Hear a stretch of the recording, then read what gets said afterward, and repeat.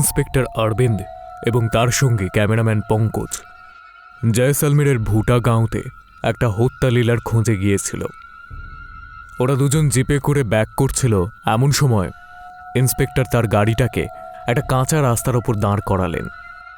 আরে আরে আরে স্যার, কি করছেন আপনি? জানেন এটা কুলদারা রাস্তা, ওখানে তো কোনো প্রাণীরই প্রবেশ নিষেধ, আর আমরা তো মানুষ সেখানে। আরে ভিতু, আরে পাগল, কুলধারার গল্প আমি মানি না। বল, আমাকে একটা কথা বল, আজ পর্যন্ত ইতিহাসে এটা কি কখনো হয়েছে যে রাতের মধ্যে একটা গ্রাম পুরো খালি হয়ে গেছে? আরে হয়তো অন্য কোনো কারণ হবে, আর লোকজন সেটাকে বাড়িয়ে চড়িয়ে এই ধরনের একটা গুজব প্রচার করে দিয়েছে। আরে আমি তো গ্যারেন্টি দিয়ে বলছি, ওই গ্রামে অনেক অনেক সোনাদানা আছে, কারণ ওটা ইংরেজদের শাসনকাল থেকে ওই গ্রামটা রয়েছে। যাতে কেউ চুরি করতে না পারে তাই জন্য এই ব্যবস্থা নেওয়া হয়েছে, বুঝলি? সে তো ঠিক আছে স্যার, কিন্তু আমরা ওখানে কেন যাচ্ছি? পঙ্কজ ভয়ার্ত স্বরে বলল। আরে ব্যাপারটা কি হলো বলতো? গাড়িতে ডিজেল একেবারে শেষের দিকে, আর তার উপর রাতও অনেকটা হয়েছে। কুলধারা পার করার পর আমরা কঠিনগঞ্জে থাকব, আর আজকের রাতটা ওই হোস্টেলেই কাটিয়ে দেব। হ্যাঁ, ওই মোটামুটি 5-7 কিলোমিটার হবে, আর কুলধারা দিয়ে আমাদেরকে যেতেই হবে। আরে আরে আরে স্যার, আপনি এটা কি বলছেন? কুলধারার ভেতর দিয়ে যাব, তাও আবার রাতের সময়? আমি বলছি, আমাদের আত্মা পর্যন্ত খুঁজে পাওয়া যাবে না। দেখুন দেখুন স্যার। পঙ্কজের অনেকবার বোঝানোর পরেও তার কোনো প্রভাব অরবিন্দের ওপর পড়ল না। আর হবেই বা কেন?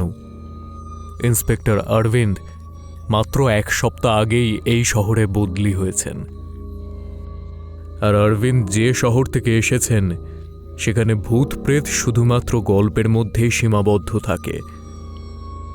কিন্তু আরও একটা কথা ছিল, অরবিন্দ নিজেও কুলধারার বর্তমান ইতিহাস ঠিকভাবে জানত না। তিনি যতটা সহজভাবে বিষয়টাকে নিচ্ছিলেন তার থেকে অনেক বেশি কঠিন ছিল এটা। যাই হোক, অরবিন্দ জিপটাকে আবার চালাতে শুরু করে, আর ওর জিপ এগিয়ে চলে কুলধারার উদ্দেশ্যে। ইয়ার, এই গ্রাম তো পুরো গোলক ধাঁধার মতো লাগছে, প্রত্যেকটা জায়গায় মোড়, রাস্তা ঠিকভাবে বোঝাই যাচ্ছে না। অরবিন্দ নিজের মনেই কথা বলে যাচ্ছিল। তখনই অরবিন্দ সামনে একটা চায়ের দোকান দেখতে পায়, যেখানে কিছু লোক বসেছিল। অরবিন্দ তাদেরকে ডাকে এবং বলে, আরে দেখলি সত্যিটা? তুই কি বলছিলি জানো, এই গ্রামে প্রাণীরাও নাকি ঢুকবে না? সামনে দেখ, এরা কি কোনো মানুষ নয়? না, পঙ্কজ ভয়ার্ত স্বরে বলে। কি বলছিস? এটা তো আমিও বুঝতে পারছি না, এই গ্রামে মানুষ কি করে দেখা যাচ্ছে? এখনো তুই ওই কথাগুলোকে ঠিক ভাবছিস যেগুলো ওই গ্রামবাসীরা গুজব ছড়িয়েছিল? দাঁড়া, তুই দাঁড়া, আমি ওদেরকে কঠিনগঞ্জের রাস্তা জিজ্ঞেস করে আসি। আরে আরে স্যার, স্যার দাঁড়ান। আরে আপনি কোথায় যাচ্ছেন স্যার? স্যার, ওরা আসল মানুষ নয়, ওরা কবর থেকে উঠে এসেছে। পঙ্কজ জিপের মধ্যে থেকেই চিৎকার করে। অরবিন্দ ততক্ষণে জিপ থেকে অনেকটা দূরে চলে গিয়েছিল, আর পঙ্কজের কথা না শুনে সে সোজা ওই চায়ের দোকানে চলে যায়। চায়ের দোকানে কিছু অদ্ভুত মানুষ বসে আছে। আরে হ্যালো, আমার নাম ইন্সপেক্টর অরবিন্দ। আমি এখানে নতুন এসেছি। আপনারা কি আমাকে বলতে পারবেন কঠিনগঞ্জের রাস্তাটা ঠিক কোথায় গেলে পাবো? আসলে আমি একটু হারিয়ে ফেলেছিলাম। অরবিন্দের কথা শুধু ওই লোকগুলো শুনছিল, কিন্তু এর মধ্যে কেউই তার কথার উত্তর দিল না। এই ব্যাপারে অরবিন্দ একটু ক্ষুব্ধ হলো। সে বলল, তোমরা কি শুনতে পাচ্ছ না আমি কি বলছি? আমাকে কঠিনগঞ্জ যেতে হবে। ওখানে যাওয়ার রাস্তাটা কোথায়? আরে ভাই, মরতে চলে এলেন কেন স্যার? এবার আপনার গন্তব্য কঠিনগঞ্জ নয়, কবরে হবে। তো কি করবেন রাস্তা জেনে? মানে আমি কবরস্থানে কেন যাব? অরবিন্দ ক্ষীণ স্বরে বলল, মানে এটাই, যেখানে ভগবানের শক্তিও হার মেনে যায়। ওই জায়গাটার নাম কুলধারা। এখানে শুধু আসার রাস্তা আছে, যাওয়ার রাস্তা নেই। তখনই অরবিন্দের ফোন বেজে ওঠে। আরে আরে স্যার, ওদের সাথে কথা বলে আপনি নিজের মৃত্যুকে তাড়াতাড়ি ডেকে আনছেন। একটা কথা আপনি বুঝতে পারছেন না, আজকে অমাবস্যার রাত, আজকে প্রেতেদের রাত। গাড়িতে তাড়াতাড়ি চলে আসুন, তাড়াতাড়ি বেরোন ওখান থেকে। অরবিন্দ জিপের দিকে এগিয়ে যাচ্ছিল। সে জিপের দিকে পৌঁছতেই যাচ্ছিল, এমন সময় তখনই পেছন থেকে একটা শব্দ ভেসে আসে। এতক্ষণ তো তোমারই অপেক্ষা করছিলাম, এসো ভেতরে এসো।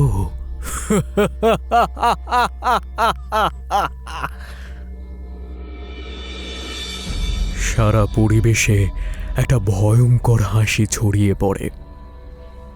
অরবিন্দ পিছনে ঘুরে দেখে, সেখানে না আছে কোনো চায়ের দোকান, আর না আছে কোনো লোক যাদের সাথে ও কিছুক্ষণ আগে কথা বলছিল। পেয়েছেন ঠিকানা? হ্যাঁ, নিজের মৃত্যুর খবর পাক্কা করে নিয়েছেন তো?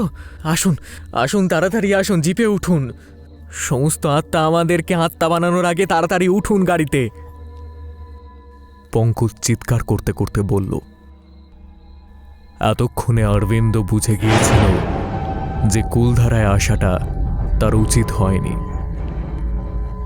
কিন্তু আফসোস একটাই, অনেকটা দেরি হয়ে গেছে। অরবিন্দ গাড়ি নিয়ে বেরিয়ে পড়ে, কিন্তু তখনই অরবিন্দ তার সাইড মিরারে দেখে পঙ্কজ তার গাড়ির পেছনে দৌড়তে দৌড়তে আসছে। আর ঠিক সেই সময় পেছন থেকে দৌড়তে দৌড়তে আসা পঙ্কজের চিৎকার শোনা যায়। আরে বাপরে, পঙ্কজ তো পেছনেই রয়েছে। তাহলে আমার পাশে যে বসে রয়েছে এ কে? কি হলো স্যার? ঠিক সেই সময় প্রচণ্ড জোরে একটা বাজ পড়ে, আর পাশে বসে থাকা পঙ্কজের হাবভাব ধীরে ধীরে বদলাতে শুরু করে। আর ও একটা অদ্ভুত বিকৃত আওয়াজে বলে, সাহেব, কুলধারায় আসবেন না? ঠিক সেই সময় জিপও ধীরে ধীরে থেমে যায়, আর অরবিন্দ কিছু ভাবনা চিন্তা না করেই সেই জিপ থেকে ঝাঁপ মারে। পঙ্কজের প্রেত তার পাশে বসে তার সাহসকে একেবারে শেষ করে দিয়েছিল। সে ভয় কাঁপছিল। পঙ্কজ, পঙ্কজ, পঙ্কজ, কোথায় তুই? আমার তোর কথা শোনা উচিত ছিল পঙ্কজ। এই এই জায়গা এই জায়গা প্রচন্ড ভয়ানক পঙ্কজ। এরই সঙ্গে বলো হরি হরি বল বল শোনা যায়।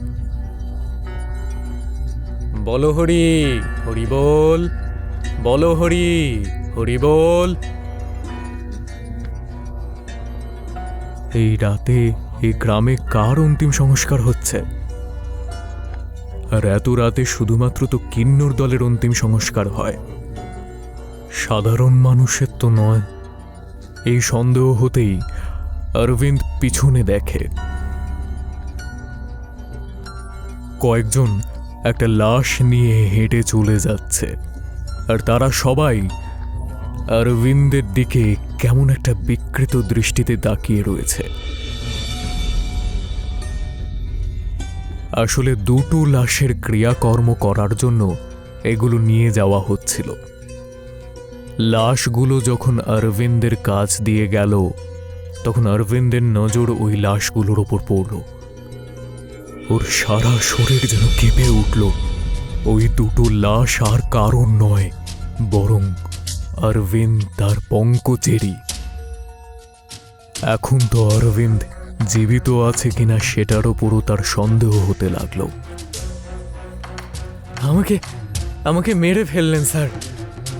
আমি বলেছিলাম এই গ্রামে কোনো জীবিত মানুষ থাকে না, কিন্তু আপনি নিজের সাথে সাথে আমাকেও মেরে ফেললেন। আপনি মেরে ফেললেন আমাকে। এই গলাটা ছিল পঙ্কজের।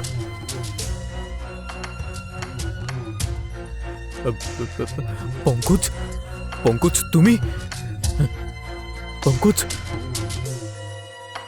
পঙ্কজ অরবিন্দের থেকে কিছুটা দূরেই দাঁড়িয়েছিল। পঙ্কজের সারা শরীর বদলে গেছে। তার চেহারা যেন আরো ভয়ানক হয়ে উঠেছে। তার চোখের তলায় বড় কালো গহ্বর তৈরি হয়েছে, আর তার ঘাড়ও একদিকে বাঁকা ছিল। পঙ্কজ, পঙ্কজ তুই জীবিত আছিস তাই তো? চল চল, এখান থেকে তাড়াতাড়ি বেরিয়ে যাই, চল। প্রত্যেকটা মৃত মানুষের এটাই একটা ভ্রম, সে মরার পর নিজেকে জীবিত ভাবে, আর সময় তাকে বারে বারে বুঝিয়ে দেয় সে মৃত। ইন্সপেক্টর, যত তাড়াতাড়ি দৌড়তে পারিস এখান থেকে পালিয়ে যা। যদি আর কিছুক্ষণ এখানে থাকিস তাহলে তোর হৃদস্পন্দনের গতি তো বাড়বেই, কিন্তু সেই গতির আওয়াজও তুই শুনতে পাবি না, কারণ তোর হৃদয় শরীর থেকে আলাদা হয়ে যাবে। ইন্সপেক্টর অরবিন্দ নিজের সম্পূর্ণ শক্তি দিয়ে সেখান থেকে ছুটে পালাতে চায়, শুধু তাকে কোনোভাবে বাঁচতে হতো।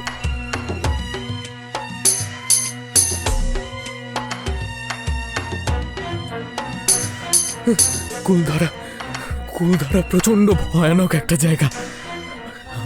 আমি কোনোদিন ভাবিনি। একটা কাজ করি, সামনে যে ঘরটা আছে না, ওখানে ঢুকে পড়ি। কালকে সকাল হতেই এখান থেকে বেরিয়ে যাব। হয়তো সূর্যোদয় হওয়ার সঙ্গে সঙ্গে এই প্রেতগুলো আমার কিছু করতে পারবে না। অরবিন্দের হয়তো মৃত্যু খুব কাছেই চলে এসেছিল, কিন্তু তাও সেই গ্রামে জীবিত থাকার চেষ্টা করছিল। ওই যে বলে না, বিনাশকালে বুদ্ধি ভ্রষ্ট। অরবিন্দ ওই ছোট বাড়িটাতে গিয়ে ওঠে আর একটা কোণে লুকিয়ে পড়ে। আর মনের মধ্যে এত কিছু চলার ফলে তার হাত লেগে একটা গ্লাস পড়ে যায়, আর ওই শান্ত পরিবেশ হঠাৎ করেই অশান্ত হয়ে ওঠে। কে এসেছে? কার মৃত্যু ঘনালো? যে এই বাড়িতে পা রাখার চেষ্টা করছে? আর ঠিক তখনই ওই ঘর হঠাৎ করে নড়তে শুরু করে, আর অরবিন্দকে কেউ যেন টানতে টানতে ওই বুড়ির কাছে নিয়ে আসে। ওই বুড়ির বয়স 100 বছরের কম নয়। জীবনের ওপর মোহ কেটে গেল নাকি তোর? মৃত্যু জীবনের থেকেও বেশি কষ্ট দেয়। এখানে কি মরতে এসেছিস তুই? তুই জানিস না কুলধারা প্রেত আর অশুভ শক্তির ডেরা? অরবিন্দের পেছনে সে মৃত্যু আত্মারা একে একে ভিড় করতে শুরু করে। তার আশেপাশে, সামনে, পেছনে, সব জায়গায় ওই আত্মারা তাকে ঘিরে ফেলে। অরবিন্দ বুঝতে পারে তার হাতে আর বেশি সময় নেই। আর অরবিন্দ সব থেকে বেশি চমকে যায় যখন সে নিজেকেও ওই আত্মাদের ভিড়ে খুঁজে পায়।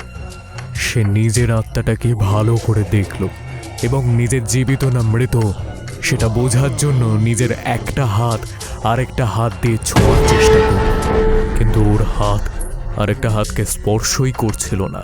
আর ঠিক তখনই পঙ্কজ বলে উঠল, একদম ঠিক ভেবেছেন, আমার আর আপনার মৃত্যু তখনই হয়েছিল যখন আমরা কুলধারায় পৌঁছেছিলাম। আর এর সাথে সাথে গাড়ির একটা ভয়ানক অ্যাক্সিডেন্ট হয় আর আমরা দুজনেই তাতে মারা যাই। এরপর আমাদের মৃতদেহ দুটোকে এখান থেকে এই আত্মারা তুলে নিয়ে অন্তিম সংস্কার করতে নিয়ে যায়। এখন অরবিন্দ সমস্ত কিছু বুঝতে পারছিল। সে তো চায়ের দোকান থেকে বেরোনোর পরে নিজের লাশটাকে দেখতে পেয়েছিল। মানে একদম পরিষ্কার ছিল যে সবকিছুই অরবিন্দের একটা দুঃস্বপ্ন ছিল, যেটা কোনো সত্যি ঘটনার থেকে কম ছিল না। আর ঠিক তখনই অরবিন্দ চিৎকার করে ওঠে, আর একটা আর্ত চিৎকারে কুলধারার পুরো পরিবেশ কেঁপে ওঠে। আর অরবিন্দের জীবনের সাথে সাথে এই গল্প এখানে শেষ হয়ে গেল। এই গল্প থেকে আমরা একটা জিনিস বুঝতে পারলাম, কুলধারার শান্ত পরিবেশের সাথে সাথে ওখানে একটা বস্তি রয়েছে যেটা ওখানকার আত্মাদের বাস। ওখানেও জীবন আমাদের মতোই কাটছে, শুধু পার্থক্য এটাই, এখানে শুধু জীবিত মানুষরা থাকে আর ওখানে মৃত আত্মারা জীবিত লাশ হয়ে। আর কোনোদিন অরবিন্দেরও খোঁজ পাওয়া যায়নি আর পঙ্কজেরও খোঁজ পাওয়া যায়নি। কুলধারার অভিশাপ আরও একবার জীবিত হয়ে ওঠে। আর এখন এটা একদম পরিষ্কার যে কুলধারা শুধুমাত্র আত্মাদের গ্রাম। এখানে যে ভুল করে চলে যায় সে ওখানেই ওদের সাথে আত্মা হয়ে থেকে যায় আর কোনোদিনও পথ খুঁজে পায় না।